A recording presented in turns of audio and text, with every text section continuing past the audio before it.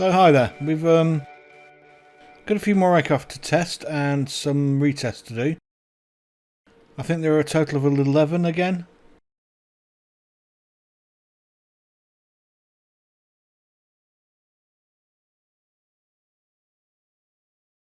Two, 4, 6, 8, 10, 12, oh, 13. Okay, that's quite a few. So the blue ones are new ones to us, so don't have to worry about that. And the green ones are retests. So I guess I'm going to start with these ones, the new ones, the Flight Sim Squadron F4 Phantom, the Flight Sim Squadron F14 Tomcat, and the Flight Sim Squadron F35. I guess the F-35 is the one that's most interesting because, of course, that's going to have the capability for VTOL. But we'll see how they've done. Some of their other stuff's been good. Some of it's been pretty not that good at all. But hopefully these should be more up to date because these are quite recent ones. And they're all from their Warbirds, I think they called it, selection. Then we're going to test the BF-109E4 and the Curtiss P-40 Tomahawk, both by FS Adney. The BF-109 is a bit of a weird one because on flightsim.to we're not allowed to look at the picture of it in case we get offended by the black crosses and stuff. I mean, I can understand in Germany where I think it's illegal to have the swastika.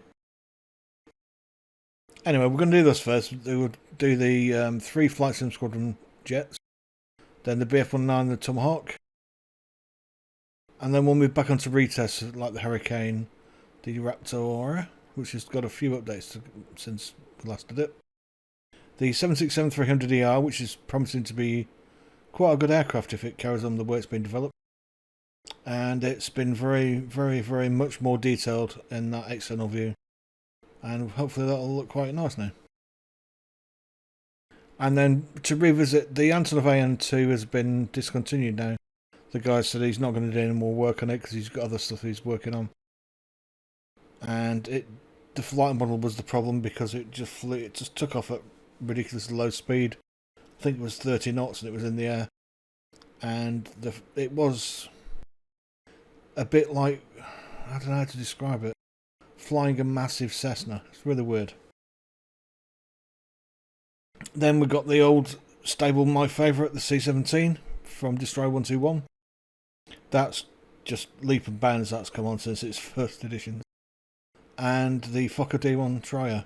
That's the triplane with the Red Baron's heritage, of course.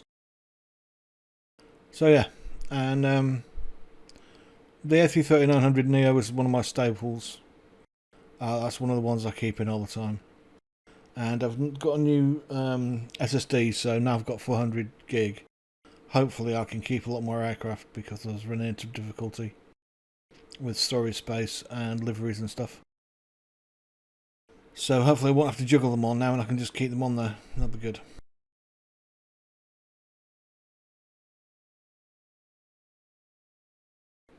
Yeah, so I don't know, I think we'll do that one last because it's one that I'm going to fly the most. So I'll be doing those over the next couple of weeks, maybe even a week if I get enough time.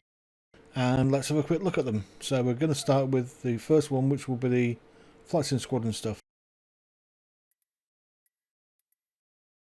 So I've no idea where they are in the list. Oh, okay. The C-70 is just a massive tailplane.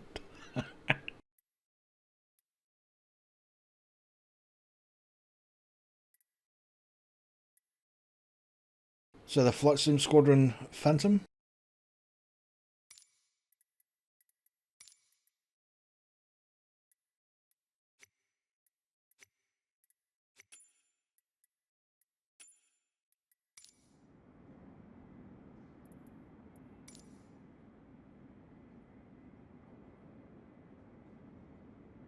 I mean, it looks okay. Glass is fine. It's not sinking into the ground.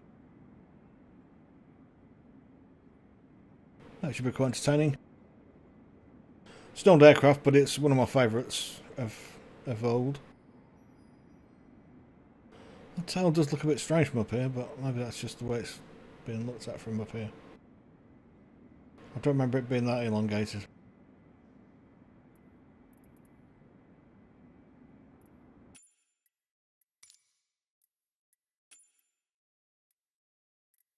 I don't know why I did that. I don't need to come back into here, do I?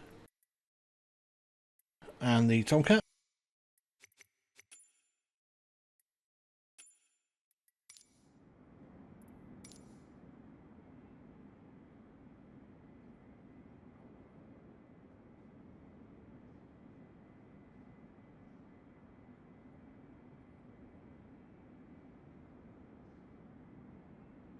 Yeah, it looks pretty nice.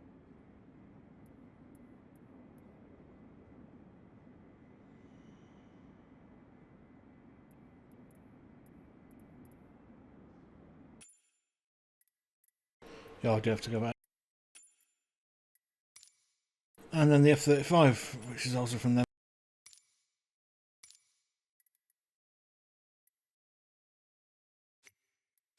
Now, I do have to be a bit wary because the last video I made, it turned out to be a bit of a disaster because two of the aircraft that I videoed turned out to be stolen models. And I don't agree with stolen models, but yeah, one of the Discord groups apparently had released aircraft which it claimed it had permission to release, but it turns out they were possibly stolen from different people. And I got accused of distributing stolen work by one of the people. Very annoying. He was a very annoying person. Very rude. Didn't even ask me. If he'd been nice about it, then we would have had a nice conversation, I'm sure. Given the full details of where they came from and everything. But he was so rude, it was just ridiculous. He threatening me with prosecution and yeah. So we have to be wary because at the end of the day, we can only go by what people tell us. The people that I downloaded the other ones from, the ones that he was annoyed about and were illegal, it turns out, claimed that they were legally able to use those models and textures.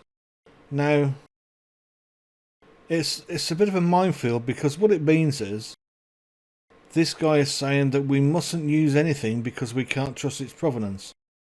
And he doesn't seem... I mean, I can't trust his provenance. I mean, we have to trust people, and then if we find out that they're dodgy, just like we did with ABAD Studios, then I'm pretty sure word will get around fairly quickly and we'll all know that they're bad and we won't use their stuff.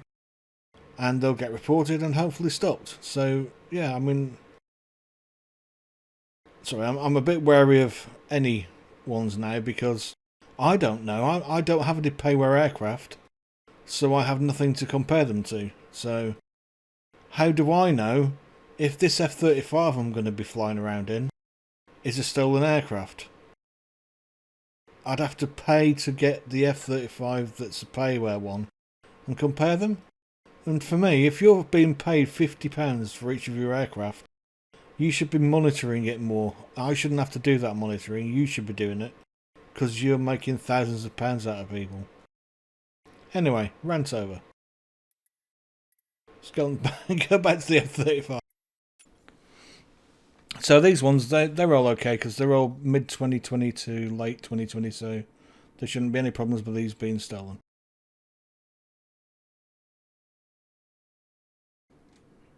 And yeah, that looks like a really nice model. It's well detailed, should be okay. So we're doing those three first. Hopefully we'll catch you in the next video.